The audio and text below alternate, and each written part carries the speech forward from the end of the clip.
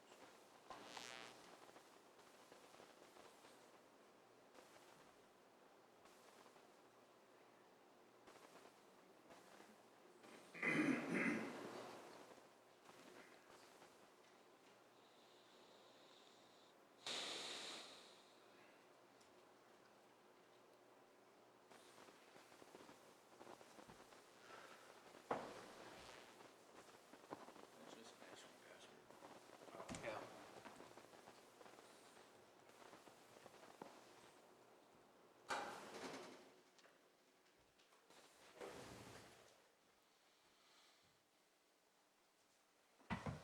Nope, we're gonna do it a different way. Okay. Not really.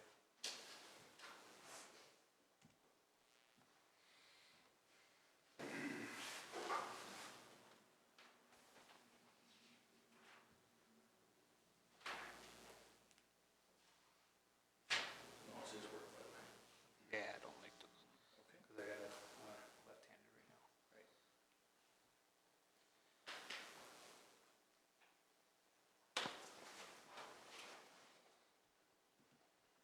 Oh, this is the one, right? Is that in the packet? What's on the packet? Yes, 842, 842. okay, thank you.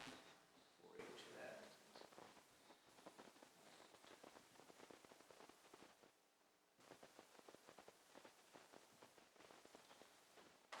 Okay, you open your actually, I need these amended. Actually, I'm not gonna do it, I'm gonna go right to Okay. file, so we don't have to answer anything else.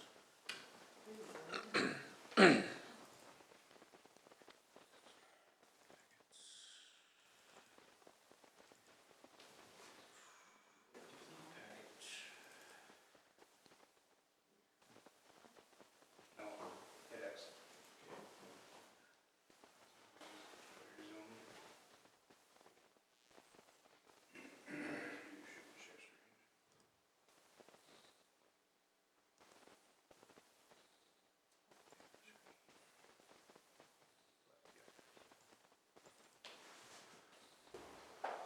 We should be okay, sir. Thank you. Thank you. All right, I'd like to call this meeting to order for the Breezy Point City Council, Monday, May 3rd, 2021 at 7:15 PM. Everybody rise for the Pledge of Allegiance.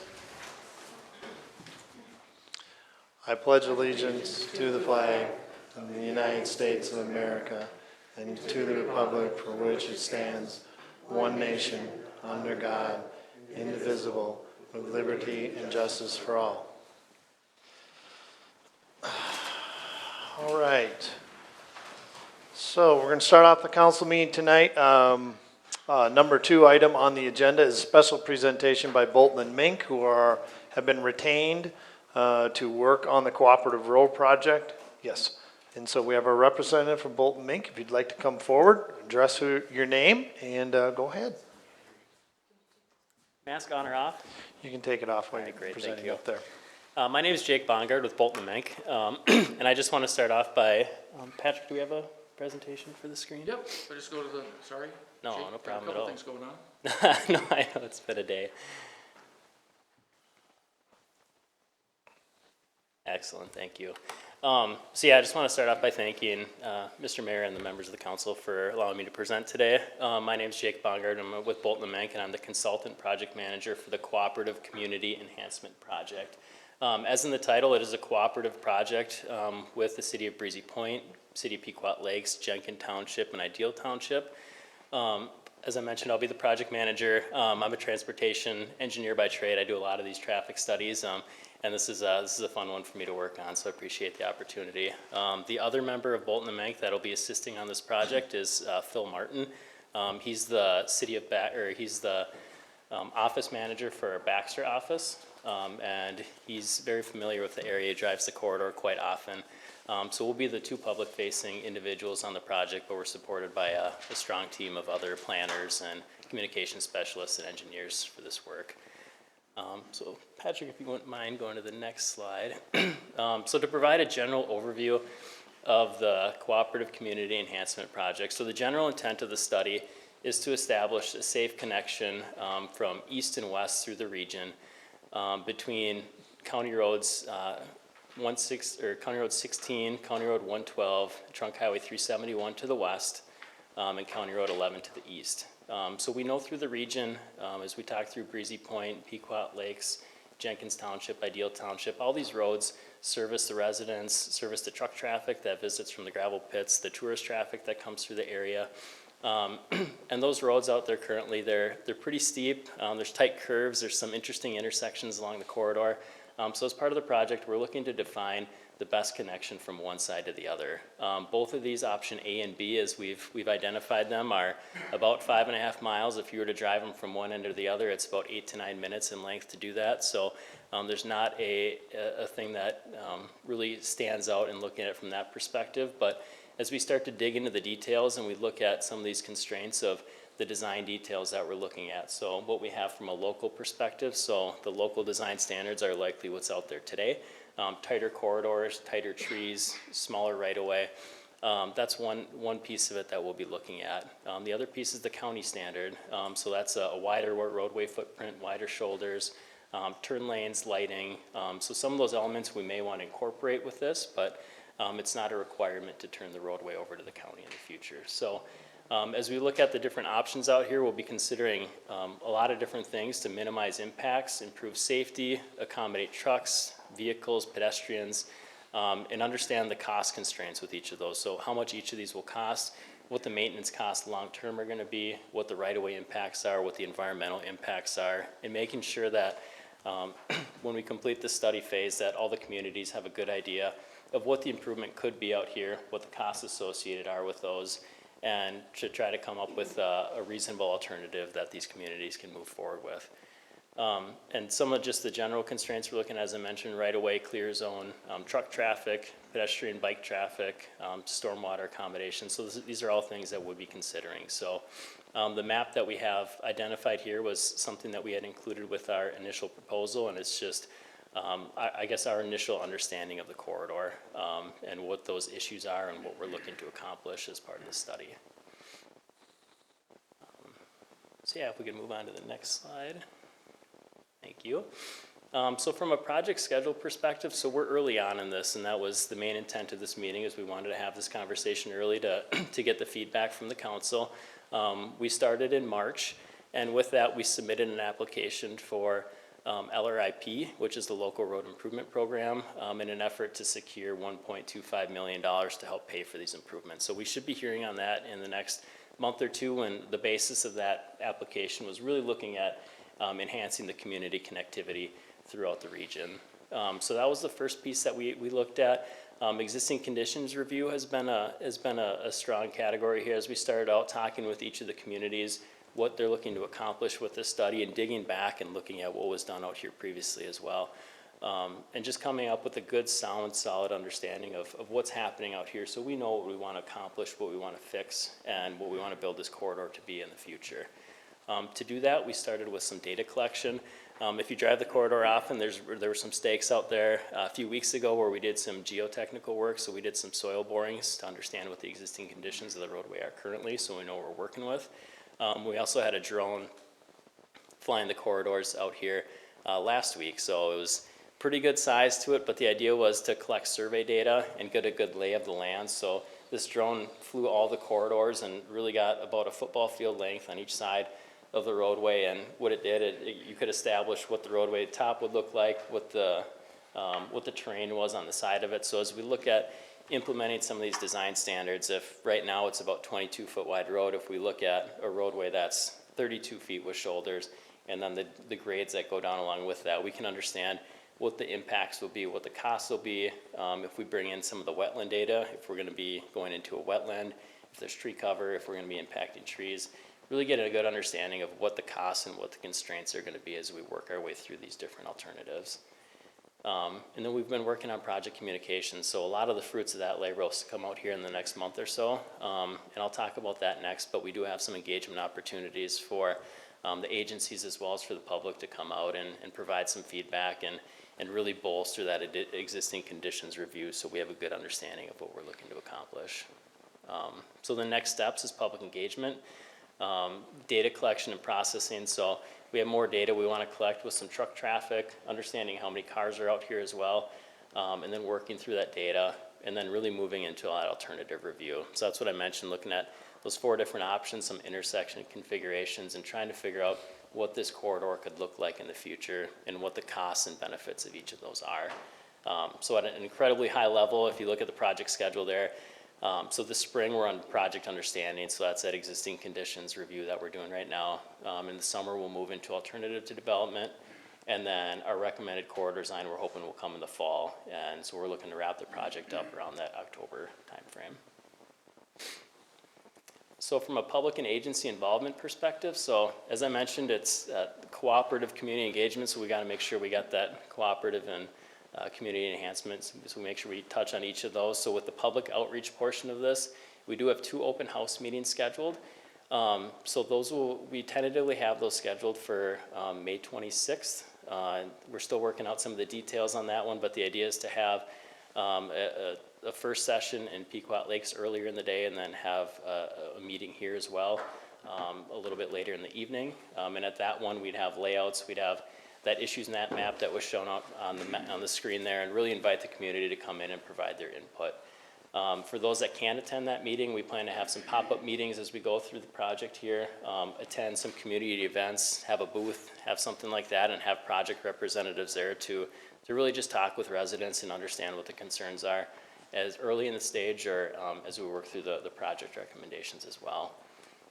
We're assembling a project website that's getting close to ready to go live with. And then social media, so looking at e-blast, so getting information out to the public for upcoming open houses, and just other information that we're looking to gather. And one of those is Input ID, and Input ID is an application that Bolton Menk has developed, and it's really, if you ever use Google Maps, it's essentially a Google Maps view, except you can go in and you can click and you can add a data point, and you can say, you can zoom all the way into your driveway, drop a point there and say, I have a concern here, I have a tough time seeing coming out of my driveway, or I drive through this area and there's flooding here, or I have a bunch of truck traffic. And it's really an open forum where you can see on the screen there, people can drop a little point on there, insert a comment, and it even allows conversation, so someone can comment on that and say, yeah, I agree, this is a tough intersection for me to drive on. And we found this to be a very powerful tool, especially in communities where you may have a wider group of people that use the corridor. You can send this link out, publish it on the website, publish it on social media platforms. People can jump on here and just put their comments in. So it's just another avenue for us to collect input early on in the process.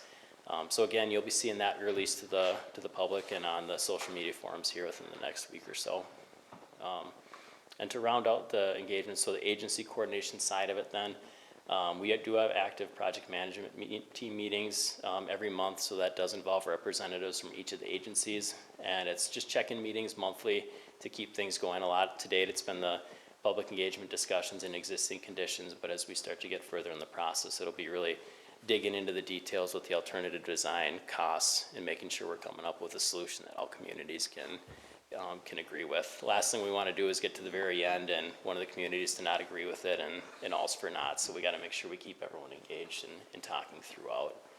And then the second on the list is the agency coordination meetings, and that's what we're in today. And we plan to do the same thing with Pequot Lakes as well as Ideal Township and Jenkins Township. That one's next Monday, and we're talking with Pequot Lakes tomorrow. So really get a good understanding of all the existing conditions prior to going to the public later this month. And then Crow Wing County is our other project partner that we've been actively discussing with, and they've been engaged from the very beginning. So that's a recap, I guess, of where we're at with the study phase. As I mentioned, we are early on, and we're just ready to dig in and start incorporating this existing conditions information. So really just wanted to open up here to the council and to see if you have any initial comments on corridors, experiences, any thoughts to share of just items that should be incorporated within this study before we start to really dig in. Council members? Councilmember Maroney, do you have any specific comments or anything you'd like to add? Nothing that I haven't already shared. Being part of the road committee, we've already been heavily involved in this, and you know, I'm excited that we've been able to get this far with it. I know it was a challenge to make sure that all 4 communities got on board, so we'll have a good product at the end to get this road updated. Good, perfect, thank you. Councilmember Miller? In regards to the upcoming public events, I encourage the residents of Breezy Point to engage with Bolton and Menk and their representatives to be able to express their concerns or ask questions. I do have one quick question that I wasn't sure we touched on or not. Breezy Point is approved, the city council did approve the Ranchette corridor. So will Input ID include that on our side, or is it just the Ackerson-Bushman portion? It's on there, so it's a large map, so we have option A and B identified, but yeah, if the public has input on Ranchette, yeah, jump in and They add can just comments to that as well. pop it in there? Yep, Okay, 100%. great. Okay, good. Thank you. Yep. Councilmember Ball? Thank you for the presentation. It was great. I think you've already kind of, in the slideshow, I could already see you identified some of the concerns that I would have, so it looks like you're doing a great job. Great, thank you. Councilmember Bakken, anything to add? None whatsoever, other than it's a great project, been a long time in coming in the road committee, and the cooperation has been so simple. Awesome, thank you. Yeah, and I'd just add that, you know, I encourage as Councilmember Miller, I think it's very important for the citizens of Breezy Point to get involved in the process. So when the open houses happen, and I think that we can work also to provide links through our social media and others so that we can get that out through our venues as well for people to be able to see that. I think the more we can get it out there, the better off we're going to be. And that gives you the input that you need so that we do get a good project at the end of the day and have a good solid road that's going to satisfy all the citizens' needs within the area. So thank you for the presentation. It was very informative. Great, well, thanks for having me, appreciate it. You're welcome. Thank you. All right. Moving on, we're now approaching item 3 in the agenda, which is a public hearing for short-term rentals. I want to briefly go over a few things before we get started on this. There's a little bit of a process we'd like to follow. And this is the first of 3 input meetings that will take place this summer. So we'll be having one here in May, there'll be a second one in July, and then there'll be a third one in September. And so this is kind of like, it won't end today, it's an ongoing process. So while we have the public input today, the public input continues throughout the process, throughout the summer. Of course, at any time, people can provide written comments to the city of Breezy Point. We will take those that can be entered into record, and those will all be considered. And so, excuse me, the reason for the hearing is to provide the citizens of Breezy Point an opportunity to give us, the city council and the city, input on the draft ordinance that's been put out there. The background, of course, is that Crow Wing County passed an ordinance, and as a result of that, we, as the city, decided to take a look at our existing ordinance and see what needed to be done, if it needed to be updated or changed. So it's giving the citizens an opportunity at this time. I'd like to just briefly state that when you get into the public comment portion of it, we are asking that you limit your presentation to 3 minutes, and we will be keeping track of that. If you feel that it's going to go longer than that, or you have more information than you can share within those 3 minutes of time, feel free to provide those extra written documents or comments to our city administrator, and he will make sure that those get added into the public comment portion of it. I would ask that you try to avoid repetitive comments from other presenters. So if somebody gets up and presents, and you feel that all their points covered what you were going to say, I would ask then that you just probably refrain from coming forth unless you definitely have something that wasn't covered and you want to make sure that we hear it. We're here to listen to your comments at this time. We won't be giving any feedback to you, but we'll be listening and those will all be taken in. This is being recorded, so this all becomes public record, becomes a part of the public comment. And then, again, all written comments will be included as a public hearing. And then, basically, that's where we'll stand. Now, because of COVID restrictions, we only have certain number of people that we can allow in the room at a time, and we have others that are waiting to get in. So we will be asking if, once you've given your comments, if you're not going to be staying on, that we ask you to please exit so that we can bring those other people into the room so they have the opportunity to give their public comments as well. So we just ask with that process. So staff, do you have anything extra to add before we get started? Okay, one of the things I ask is when you come forward, please state your name, your address, and then go ahead with the process of with your comments regarding the draft ordinance. So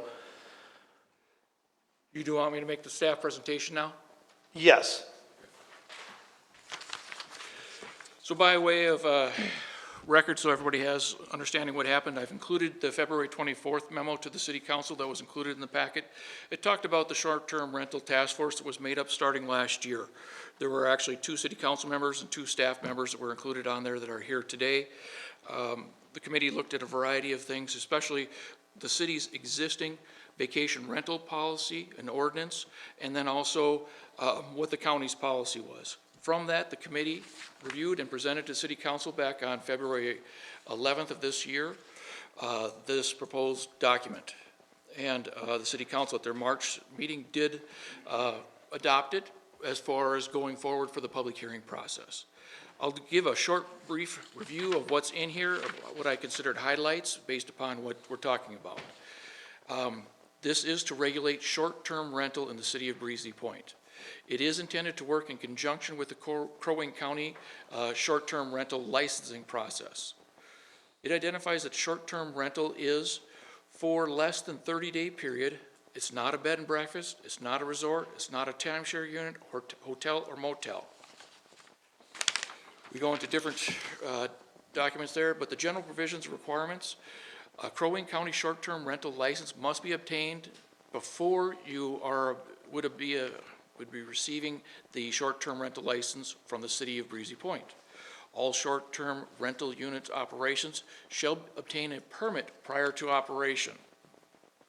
Short-term rental licenses are required for each parcel that has a short-term rental unit operation. So if you have multiple units on the same parcel, each of those has to have their own specific license. These are annual licenses. We discuss the idea of being hooked into the city's sanitary sewer system, or you must have an approved SSTS system. Talk about solid waste and the city's existing ordinance. Talk about occupancy, making sure that what you're advertising is what you're licensed for. Noise. We specifically call out quiet hours from 10 p.m. to 7 a.m. daily. We talk about parking. And again, I'm just summarizing. I'm not going into great detail because obviously the city council's read it and it's been available for the public for some time. We also identify that they must have property contact information and who those people are and telephone numbers. We also discussed the license transfer, and it may not be transfer upon any ownership change. You must get a new license. Talk about the application requirements, the enforcement, very clearly identifying, we wanted it as a discussion part, the city, so that residents knew the city of Breezy Point will be the first contact. We're not going to lay back and let the county take it over and get back to people 2 or 3 months later. The idea was that the complaint's made, we follow up on it immediately, bring it to city council. It talks about how many violations can occur before you lose your license. It talks about who the appeals are. With that, that's a very quick summary, but it is the general gist of what's in our short-term rental license. It's important to note, the city, as we talked about initially, the city already has vacation rentals in place. We have a licensing process for that. It's allowed in 3 specific zoning districts. However, under each of the zoning sections for residential units, it talks about that you can have a short-term rental, a vacation rental, no more than 4 times in any 12-month period. And so that is where what we have. Then we also have the grandfathered in ones that were in place before the city adopted our ordinance in approximately 2013. And then also, we have the resort condominiums and the timeshare units that are out there. So with that, I'd be willing to answer any questions, but what we are talking about tonight is the short-term rental license process. Correct. If the city council agrees, when this whole process is done, that you want to go with a short-term rental license in conjunction with what the county's operating, then we would adopt an ordinance. Also, we would repeal the ordinances that are in place, so that takes a little bit of time. So essentially what you're looking at is probably having this in place, in effect for January 1, 2022. That's correct. Okay. Council members, any question for staff before I move on to public comment? Okay, hearing none, we will now take public comment on the proposed short-term rental license. Please come forward. Oop, we got two. We'll do one at a time. Hey, jumped in front of you, Mr. Jensen. You're next up. Yep. Okay. Tom Lillahei, 29828 Lakeshore Drive. I was kind of the leader of the group that wrote this ordinance. And a lot of what Patrick has said is the reason for it was the oncoming ordinance of the county has some attributes that are clearly, a greater benefit to us to have in place. Probably the most important one has to do with the issue of communication, so that the neighbors know what's going on and they have a path to organize. I did put together a comparison of the county ordinance, our existing ordinance, and the proposed ordinance, and I gave that to Patrick, and if that could be disseminated if anybody would like to do it. Yep. It does give things fairly clearly what is going to be done. The group itself, when I organized the group, I specifically picked people that were either in favor of it or against it, and the consensus was that initially it was like a 3-to-1 argument to move forward on it, which is what I expected. But when we got done, I think everybody was pretty much in agreement that what we have is workable and it will give us a lot better control over the short-term rentals that are existing. Checking the county website, there's about 14 units that actually have licenses in the city of Breezy Point at this point. There's a lot of units that are exempt because they are timeshares. People want to rent out their week for the timeshare. So you see a lot of those on there, but those don't fall under our ordinance or they don't fall under the county ordinance. So if you haven't, excuse me, if you have any questions, I can help to say how the language was developed. So thank you very much. Thank you. Mr. Jensen, you're next.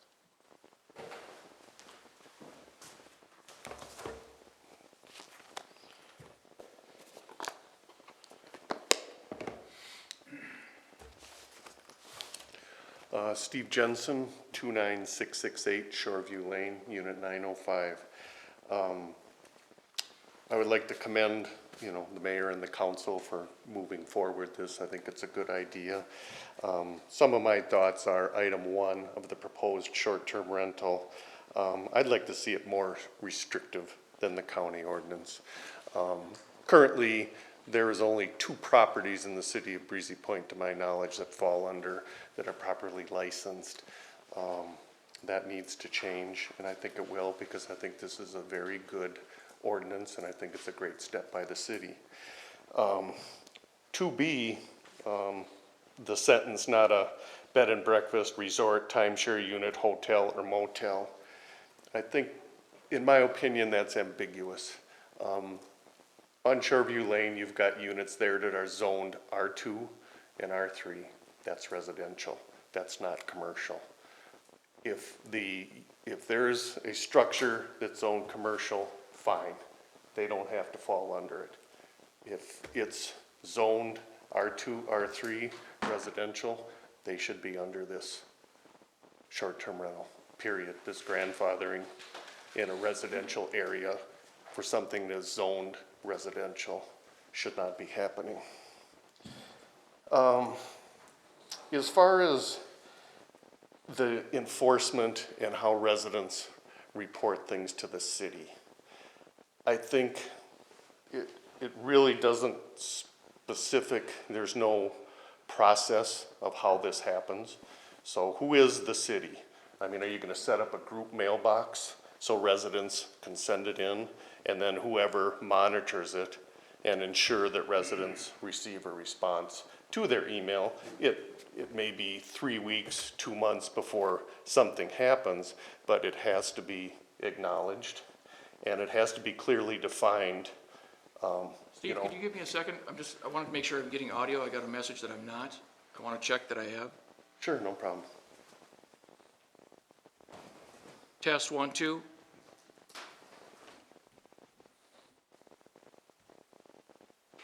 Test 1, 2.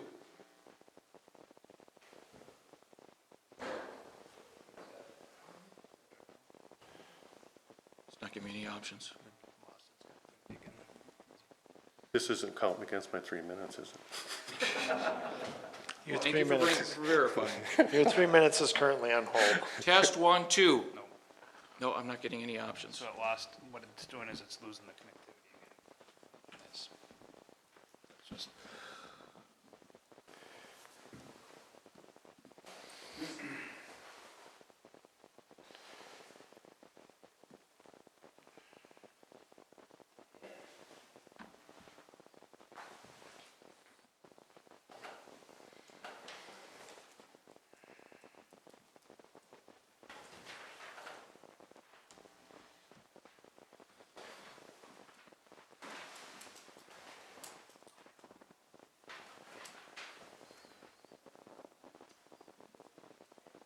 So Todd, if people are watching you, they can see you, but I'm getting a message they can't hear you. Just so wave to residents to let them know that we're still alive.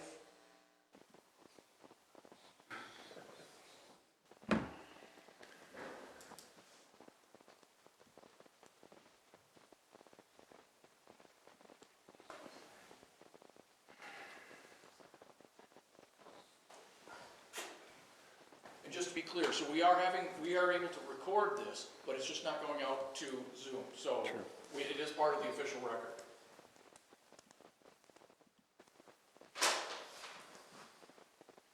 And no audio on Zoom either, am I right?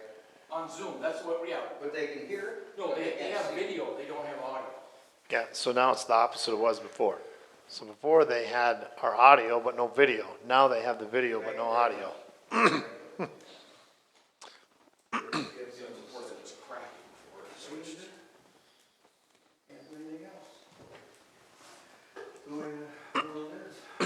only thing I'd suggest is in one more reboot. Unfortunately, IT usually tells you to re-image. That's the new fix. Yeah.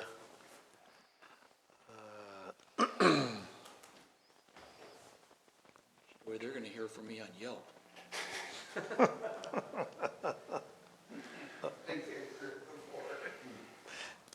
have to know what Yelp is first, but. Okay, yeah. Yeah, it's for restaurants, right? Gas stations. And then a P.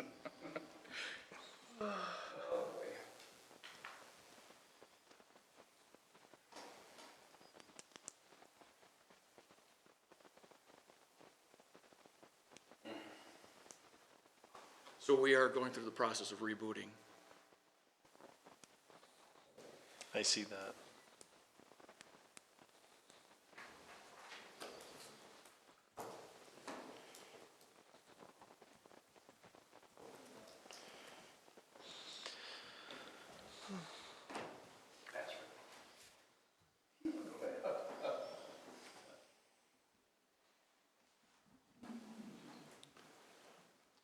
The nice thing is, I think everybody stays connected to Yep, Zoom. that's it.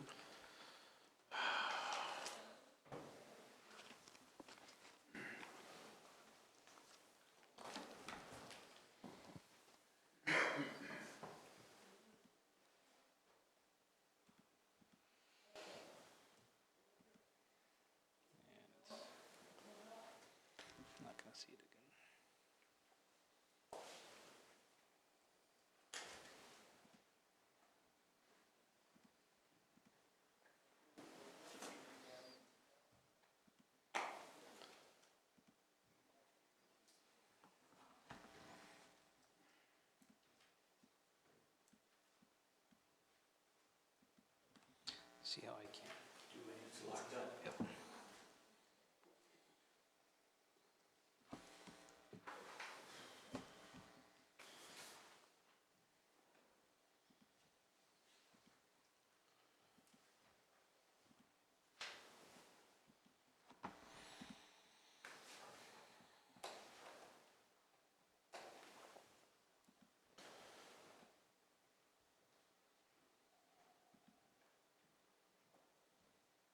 Mr. Mayor, do we know how many people are waiting outside?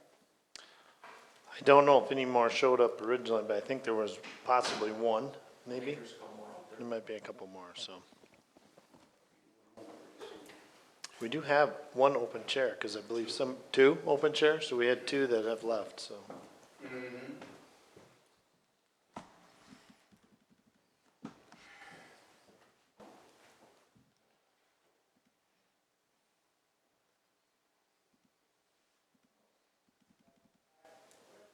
I guess the positive is that we have multiple opportunities for people to comment.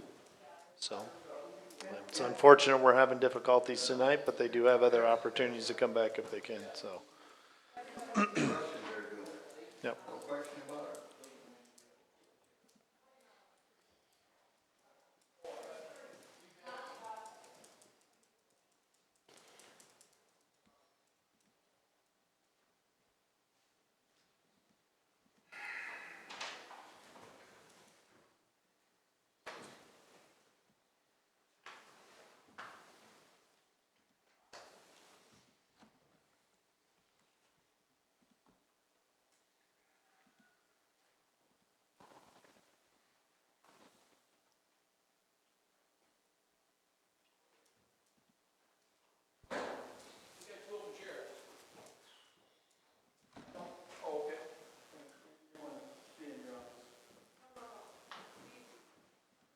These two are. I don't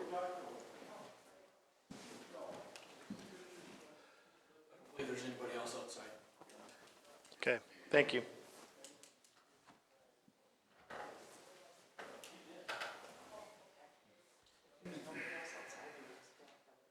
Thank you.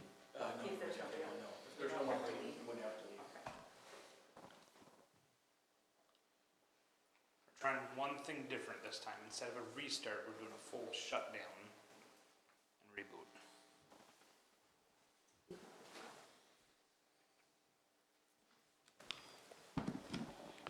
Mr. Jensen, if you want to sit down while you wait, I'm not going to make you stand there. Well, I'm assuming it'll be quick. It might be, on a stretch, it's fine. Now, if I didn't have my new hips, I'd be sitting down, but I'm good now.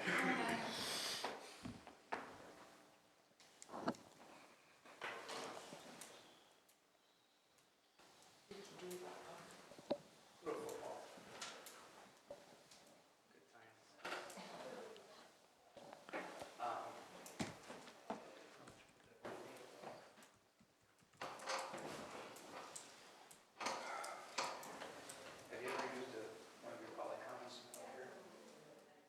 What's a Polycom? Phone? One of your phones? Is that, no, desk phones. Oh, we have one of them up here. At worst case scenario, if that can be plugged in up there, it won't pick up, not use it or in front of Todd.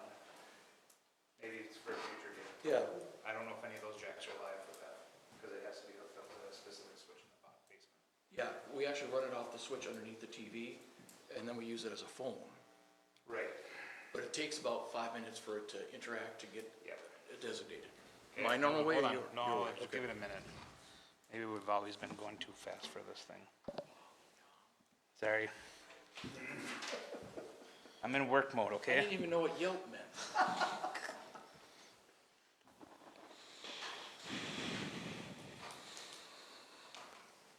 Feel your pain. I'm so happy we're doing my evaluation tonight. Feel your pain.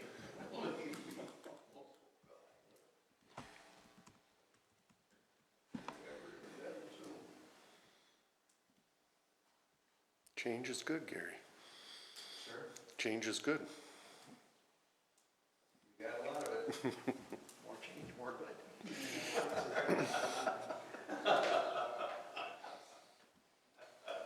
Sound just like my dad.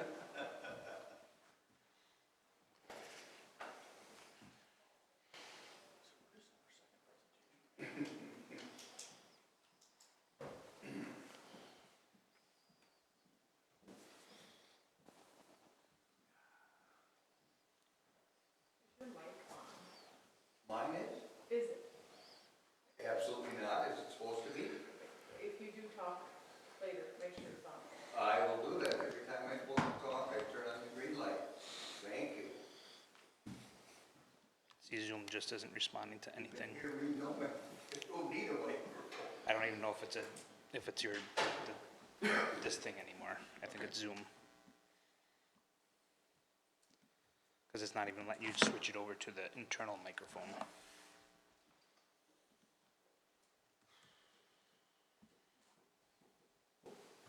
Okay. Yep. Just lost it. Resume. Okay. Came and it went.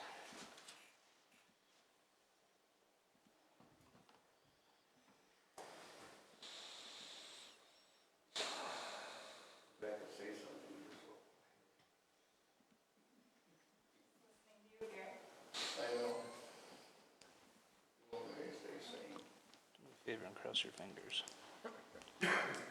Test.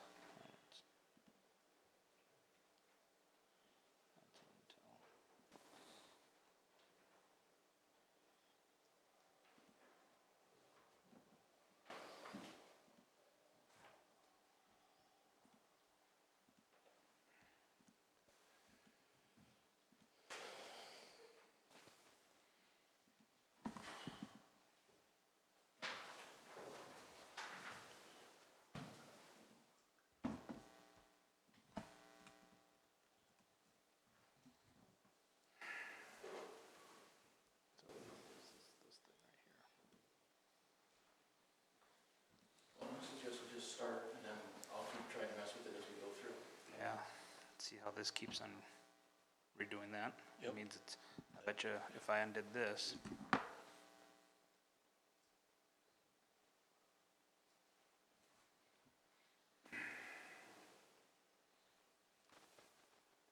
See how it doesn't air it out anymore? Right.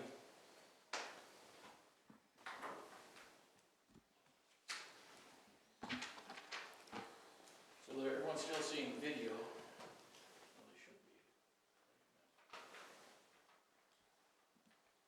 Oh, they're listening, that's right. They're calling in, so. Test 1, 2. Test. Heard something, just for a little bit.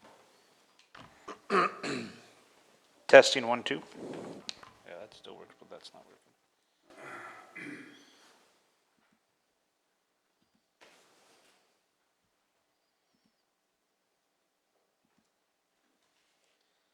No. Yep. Lost it again.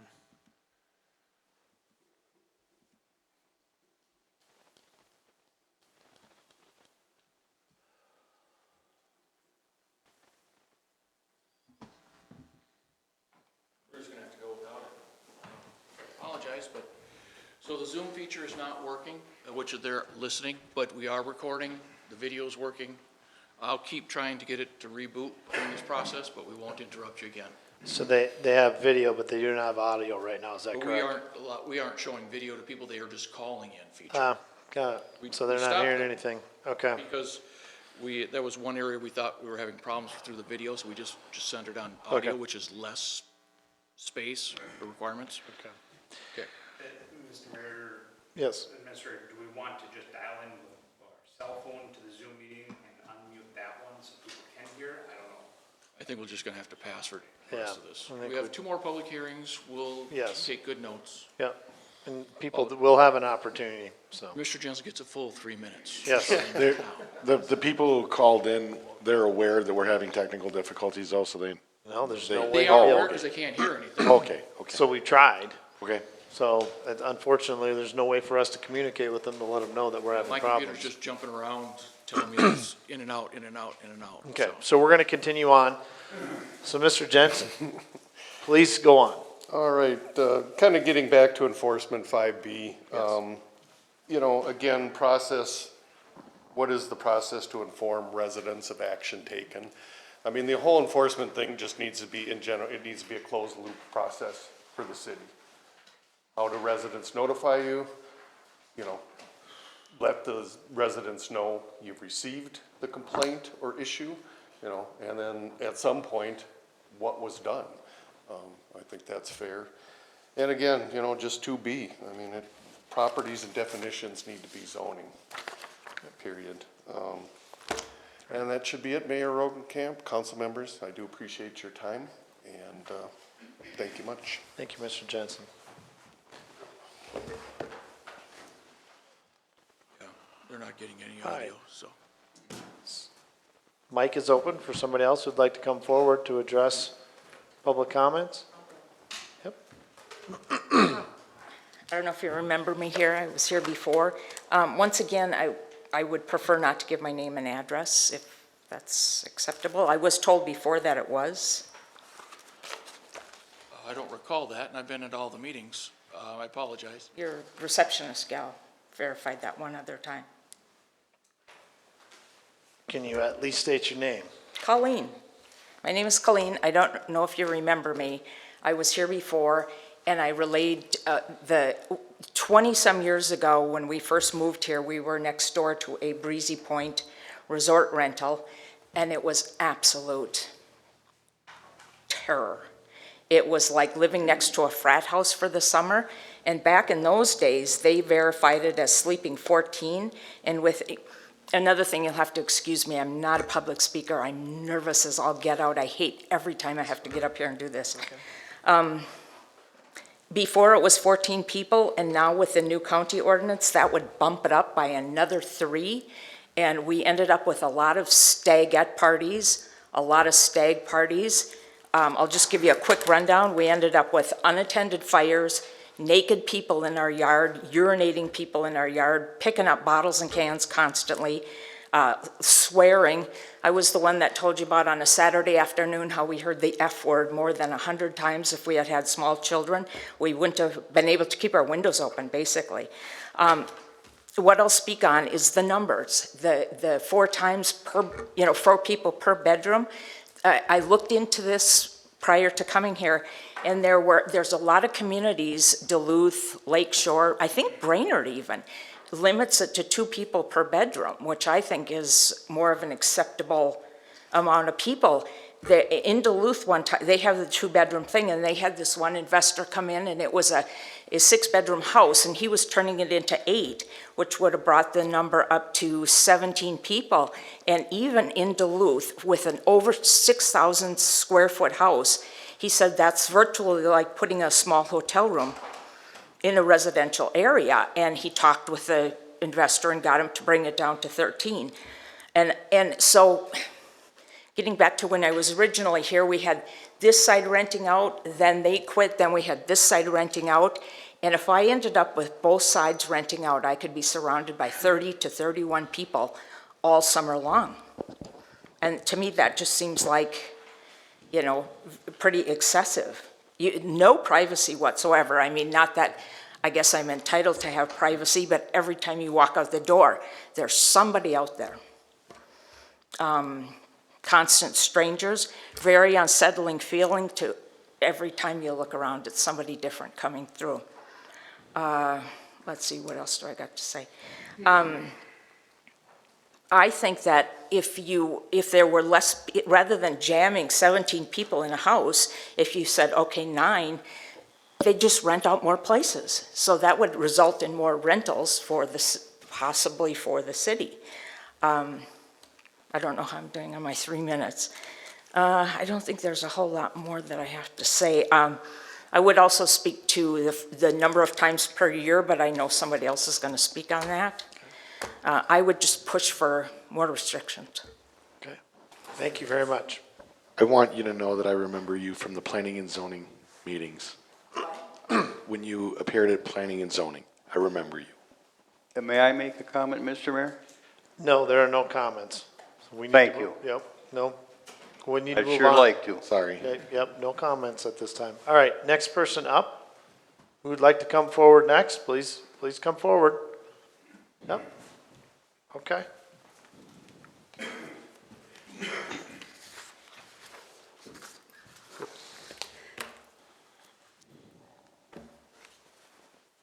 I'm Joyce, and this is my husband Andy Mundall, and we're from 30728 North Lakeview Drive. The neighbors next door to us have had their place listed on VRBO for the last couple of years. Last summer, they rented their place out at least 20 times, maybe 25. I lost count, honestly, between Memorial Day and Labor Day. It was like a constant, steady stream of strangers all summer long, right on the other side of our property line. It was loud at times, most of the time. There was a lot of yelling and screaming. They're playing yard games. They're using the lake all the time. There's kids out on paddle boards, canoes, yelling, shouting from the lake back in to the shore to, you know, hey, Mom, look at me. And some of these kids didn't know what they're doing, and they'd be bumping into our dock. There were boats coming and going all the time. There were bonfires on hot, dry, windy nights when it wasn't really safe to have bonfires. And there was a parking problem, depending on how many people were there. They sometimes parked on the front lawn. It was really disruptive for us. It really made us uncomfortable having all these people there. You could never go outside in your yard without somebody different in that spot right there. And it kind of really ruined our summer experience. It was like living next door to a busy resort. And that is not what we expected when we bought here in 2014. I read the ordinance before we bought. I brought these issues up to the city staff and the former mayor, and we were told, you know, there really isn't that much of a problem with VRBOs. We don't get a lot of complaints, and I'll tell you why. The reason we don't get a lot of complaints is because there's an ordinance in place that limits the number of times that people could rent to 4 times a year, as you know. And most people, I think, comply with that. But if you go with the proposed ordinance where there's no limitations on the number of times that one can rent, you're going to have more problems. You're going to have more complaints. And it is also going to promote professional investors to come in and buy up homes and run them as little businesses right in our neighborhood with these neighbors coming and going. And Tyler Glynn stood here in March and said, you know, we have a housing shortage. Right. And so don't we rather have families come in and live and work and put their roots down here? So I think there's some good positive things in the new ordinance, but I think don't throw the baby out with the bathwater. Keep some of the clauses in the old one, especially the limits on how many times you can rent, if at least not for the whole year, for that summer, so that all the residents here, Yeah, you need to wrap it up, ma'am. yep, can enjoy the summer Right. and not have a bunch of strangers right next to them, not 20 feet away. Thank you. Thank you. Next, to address public comments. Anybody in the room wish to come forward? If you are, now's the time. Anybody else? I just have one more thing to say. Okay. Like I said, nervous, didn't remember. The business about, and this goes back to the Breezy Point days too, I got the same response. The business about, well, we'll give you a contact number to call, all that's doing is giving me a job. Now I'm having to get up at 2 in the morning, turn on the light, call, please send somebody out here. So basically, I'm policing the people. And so that contact, great, you know, great to know who I can call. But it's just basically giving me a job to be responsible for your guests. Okay. Thank you. Thank you. Anybody else who wish to address the council at this time? Public comments. One more time. Anybody else? All right. So I thank everybody for their comments for tonight. This does not officially close the public comment period. It will continue to go on throughout the summer. As I stated earlier, we will have another public comment session in July here at a council meeting and another one in September. Also during that time, anybody can submit written comments to the city and it will be put in as part of the record as well. So at this time, I'm going to call for a 5-minute recess. So a 5-minute recess of the meeting. We will reconvene at 8:12. 5 minutes, we're recessed for.